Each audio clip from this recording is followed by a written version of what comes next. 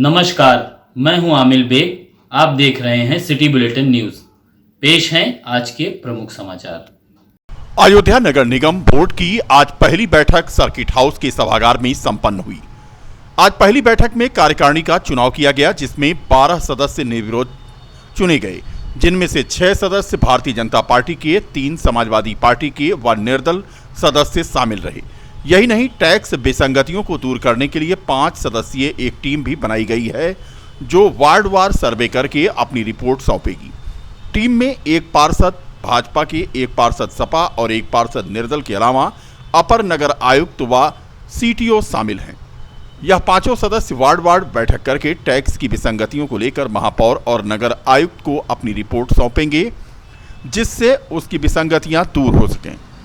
कार्यकारिणी सदस्यों में राम भवन यादव, वकार अहमद, अखिलेश पांडे, अनुज दास, राजेश गौड़, गरिमा मौर्य, अनिल सिंह, जयनारायण सिंह, हरीश चंद्र गुप्ता, सुल्तान अंसारी, अभिनव पांडे और विश्वजीत यादव शामिल हैं।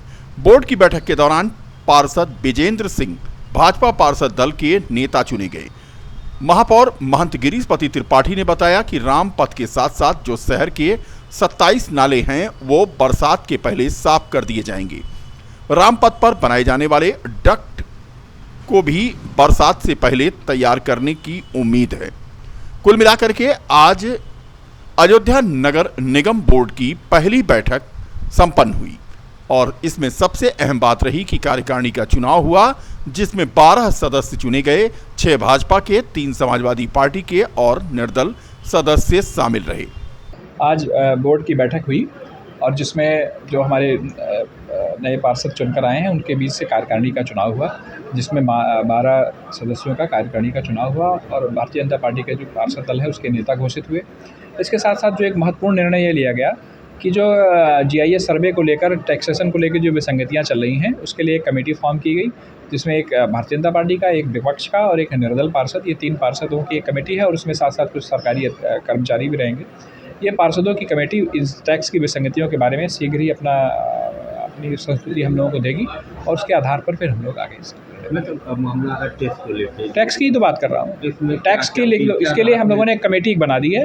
कमेटी उन विसंगतियों की जांच करेगी और उस कमेटी की सिफारिश के आधार पर आगे मानसून भी आ गया, रामपथ में भी जितना चल रहा है। देखिए, रामपथ के अलावा जो हमारे 27 नाले हैं जो नगर निगम से संबंधित, उनकी लगभग सफाई हो चुकी है। उस सब चीज़ों की हम लोग खुद भी मॉनिटरिंग कर रहे हैं, हमारे पार्षद लोग मॉनिटरिंग कर रहे हैं, हमारे नगर निगम के सभी जिम्मेदार अधिकारी लोग मॉनिटरिंग कर रहे हैं और उस समस्या को भी हम लोग समय रहते ही उन सारी चीज़ों का हल निकाल लिया जाए। जब बजट को लेकर कोई बात थी, बजट को लेकर भी कोई, बजट के लेके तो कोई बात नहीं। मलिन बस्तियों में बहुत गंदगी है, नालों में। हम खुद चलेंगे मलिन बस्ती में सफाई करने, आप जहाँ बताओ हम चलते हैं आपके साथ।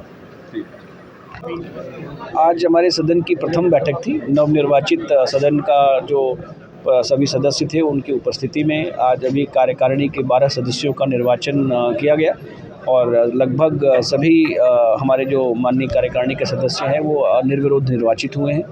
और निर्वाचन के उपरांत आज हम लोगों ने थोड़ी सी चर्चा आने वाले समय में बरसात की, टैक्स की जो विसंगतियां हैं उनके विषय में और जो अन्य इस तरह के महत्वपूर्ण विषय हैं नगर निगम के, जिन पर अब तक कार्यवाही संतोषजनक रूप से नहीं हो पाई है, उनके विषय में चर्चा की गई है। और हम लोगों ने एक उप समिति बनाई है जो टैक्सेशन का जो समस्या है उसको देखने के लिए।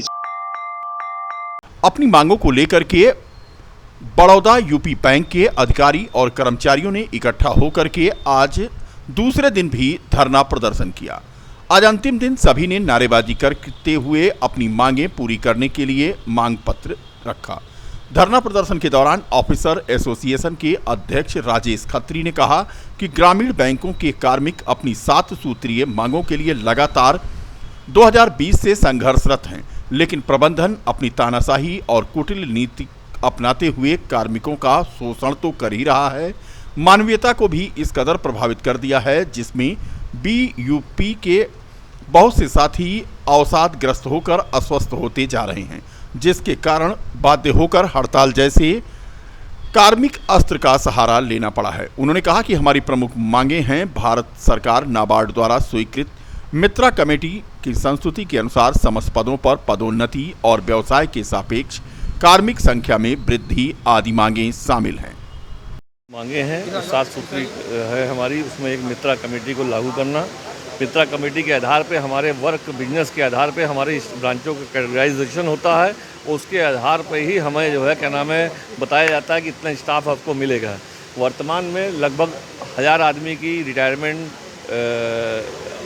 मृत्यु और तमाम वजह से स्टाफ की कमी होती है और भर्ती ये कर नहीं रहे हैं 3 साल से, जिससे क्षमता का बोझ हमारे एग्जिस्टिंग स्टाफ पे हो रहा है, उनका मानसिक शारीरिक शोषण हो रहा है और जो हमारी जनता है उसको उतनी बेहतर सेवा नहीं दे पा रहे हैं। इसका सबका नुकसान ये हो रहा है कि जो ग्रामीण बैंक, ग्रामीण देश की अर्थव्यवस्था की रीढ़ है, उसका बिजनेस टूट के दूसरे बैंकों में जा रहा है। शायद यही इनकी मंशा है कि हमें खोखला किया जाए अंदर से, जबकि हिंदुस्तान के अगर सारे ग्रामीण बैंक का प्रॉफिट मिला ले तो इस समय नंबर 5 पोजीशन पे हम हैं कमर्शियल बैंकों से। यानी हमें थोड़ा सा भी अगर मजबूती प्रदान की जाए इंफ्रास्ट्रक्चर की और मानव संसाधन की, तो हम ज़्यादा बेहतर तरीके से पब्लिक तक हमारी पहुंच है, उसका इस्तेमाल करके हम ज़्यादा बेहतर कंडीशन में रहेंगे। तो हमारा ये डिमांड है, नई भर्ती नहीं कर रहा है, क्लरिकल स्टाफ में आउटसोर्सिंग करने की इनकी मंशा है।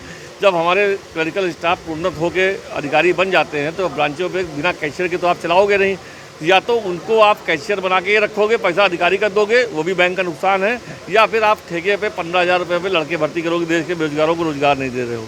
और कम से कम अगर ग्रामीण बैंकों में आप रोजगार के अवसर देखें तो इस समय भारत में बैंकिंग सेक्टर ही एक ऐसा है जहाँ पर रेगुलर वैकेंसी और रेगुलर रिक्रूटमेंट से आप रोजगारी की समस्या का कुछ समाधान कर सकते हैं, जिसकी तरफ से बैंक ने, प्रबंधन ने सरकारी नीतियों के दबाव का वो करके और इन्होंने बोर्ड को पंगु कर रखा है। हमारा बोर्ड सुप्रीम है, लेकिन बोर्ड की सिफारिश नहीं मानी जाती है। रामनगरी अयोध्या में फिल्म आदि पुरुष का भी विरोध तेज हो चला है। श्री राम सेना के राष्ट्रीय अध्यक्ष दिनेश सिंह ने एकमात्र पैराडाइज थिएटर में जाकर के फिल्म को बीच में ही बंद करा दिया। फिल्म बंद होने के बाद फिल्म आदि पुरुष देखने आई महिलाओं ने श्री राम सेना का समर्थन करते हुए आदि पुरुष फिल्म का विरोध किया और जय श्री राम और भारत माता की जय के नारे के साथ फिल्म को बीच में ही छोड़कर थिएटर खाली कर दिया। श्री राम सेना के साथ सभी बाहर निकल आए। इस मौके पर पत्रकारों से बात करते हुए राष्ट्रीय अध्यक्ष दिनेश सिंह ने कहा कि इस फिल्म में सनातन और संस्कृति का विरोध किया गया है, जिसको देखकर युवा भ्रमित होंगे और सनातन परंपराओं से लोगों का विश्वास विमुख होगा और आस्था एक कहानी के रूप में रह जाएगी। उन्होंने सीएम योगी से निवेदन किया कि आदि पुरुष फिल्म को उत्तर प्रदेश में जल्द से जल्द बैन किया जाए। जैसा कि आप लोग देख रहे हैं कि सनातन धर्म हमारा जो है, ये जो डी कंपनी है, मैं सबसे पहले इसको डी कंपनी को शामिल करना चाहूँगा। ये शाहरुख खान, सलमान खान, जो भी क्या नाम है कि लोग हैं, ये लोग क्या नाम है सनातन धर्म से ही ये एक ऐसा छेड़छाड़ कर रहे हैं हमारे हिंदू संस्कृति में कि उसको पात्र ही ये लोग उल्टा दिखा रहे हैं। जैसे माता सीता का पात्र इन्होंने दिखाया कि नेपाल के नहीं है। मैं नेपाल वासियों को, आभारियों की वहाँ के एक पार्षद के बात को वहाँ के प्रधानमंत्री ने संज्ञान में लेते हुए हिंदी फिल्म को ही नेपाल में बैन कर दिया। और हम लोगों के लिए, क्योंकि हम लोग अयोध्या से हैं, मर्यादा पुरुषोत्तम प्रभु श्री राम की नगरी से हैं, ऐसी फिल्म जिसमें क्या नाम है कि रामायण का जो पहले जो पिक्चरें आती थी, रामायण का एक बहुत ही अच्छा पात्र दिखाया गया, माता सीता का एक बहुत अच्छा चित्रण दिखाया गया, वो उसके जस्ट क्या नाम है इस कलयुग का जो इन्होंने पिक्चर बनाई है, उनका नाम है ओम रावत नाम है, इन्होंने क्या नाम ऐसी गलत फिल्म बनाई, हमारी संस्कृति के साथ ऐसा खिलवाड़ किया जिसको क्या नाम है कि हम अयोध्यावासी बर्दाश्त नहीं करेंगे। अयोध्या में आदि पुरुष नहीं चलेगी, किसी भी कीमत में नहीं चलेगी।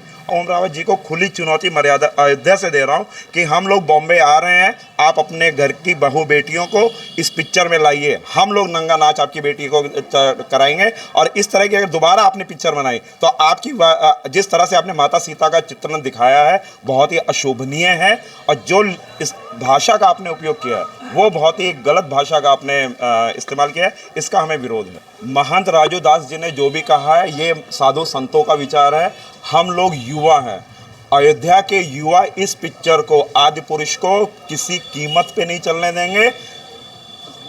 संत समाज, ठीक है, अगर क्या नाम है कि राजू दास जी ने उसका आह्वान किया है तो हम लोग इस पिक्चर को एक बार पहले सेंसर बोर्ड इसको पहले अनुमति दे, पुनः अनुमति दे, तभी ये पिक्चर यहाँ पर चलेगी। और अगर हमारी संस्कृति, जैसे रावण का जो भेष दिखाया गया, एक क्या नाम है कि उसकी दाढ़ी दिखाई गई, एक मुस्लिम भेष में दिखाया, क्यों आप 10-10 सर इस तरह से दिखा रहे हैं? आप हमारी संस्कृति से खिलवाड़ कर रहे हैं, ये कहाँ से हम बर्दाश्त करेंगे? ये हम जब इसका ट्रेल भी तो नहीं, जब टेलर लॉन्च हुआ था उस समय हम लोगों ने विरोध किया था, लेकिन ये था, लेकिन इस तरह जैसे जो उसके लेखक थे उन्होंने उसी समय स्पष्ट किया था कि हम लोग इसको क्या नाम है कि इसमें संशोधन करेंगे और संशोधन करके इसको करेंगे। रामनगरी अयोध्या में 14 कोसी परिक्रमा मार्ग चौड़ीकरण को लेकर लोक निर्माण विभाग और प्रशासनिक अधिकारियों के द्वारा नपाई करने का कार्य शुरू हो गया है। तो वहीं परिक्रमा चौड़ीकरण के लिए जमीन अधिग्रहण करने के लिए 14 कोसी परिक्रमा मार्ग पर रहने वाले भवन स्वामियों की जमीनों के पेपर चेक किए जा रहे हैं और उनको मुआवजा देने की तैयारी प्रशासन द्वारा की गई है। प्रांतीय खंड लोक निर्माण विभाग के अधिशासी अभियंता ने बताया कि 17 जून को मंडलायुक्त के द्वारा 14 कोसी परिक्रमा मार्ग चौड़ीकरण के संबंध में एक बैठक में निर्देश दिया गया था। उक्त मामले की कार्रवाई प्रत्येक दशा में जुलाई माह के प्रथम सप्ताह में पूरा कर लिया जाए। इसी कड़ी में निरीक्षण किया जा रहा है। अयोध्या में 6 सेंटर स्थापित किए गए हैं, जिससे बैनामे की कार्रवाई लक्ष्य के अनुसार पूरी हो जाए।